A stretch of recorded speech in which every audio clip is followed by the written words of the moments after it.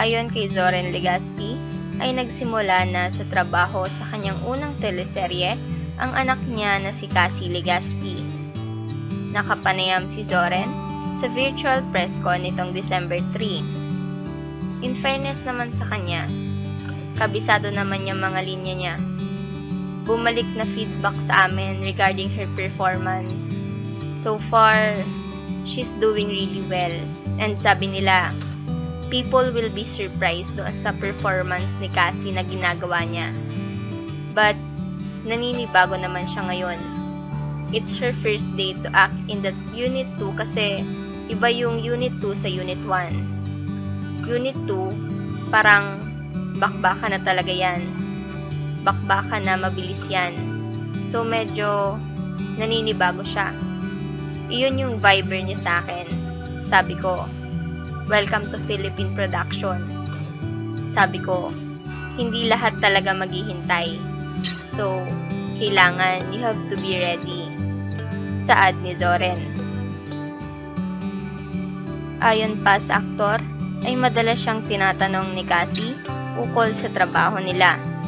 Ngayon na nasa lock-in na siya, kapag meron siyang mga tanong, vina-viber niya ako.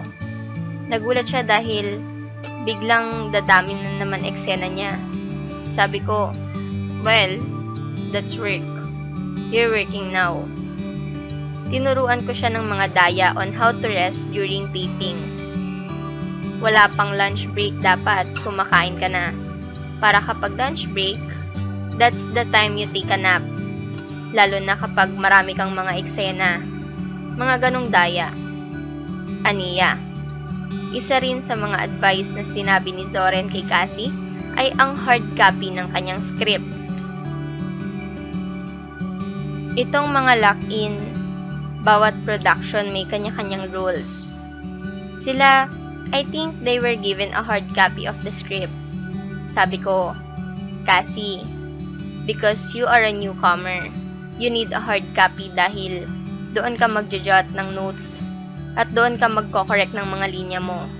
So, you have to ask for a hard copy. Kwento pa ng aktor. Inaraw-araw ang training sa kanya. She went through acting workshop. But you know, script reading is very different. Lalo na kapag may character ka na nasusundan. In fairness kay Cassie, she's really into it. Believe din ako sa bata kasi kumbaga, she's willing to undergo all the hardship para mag-improve and learn from it. She's willing to learn and maganda sa kanya, nakikinig siya. Dagdag pa ni Zoren sa kanyang panayam.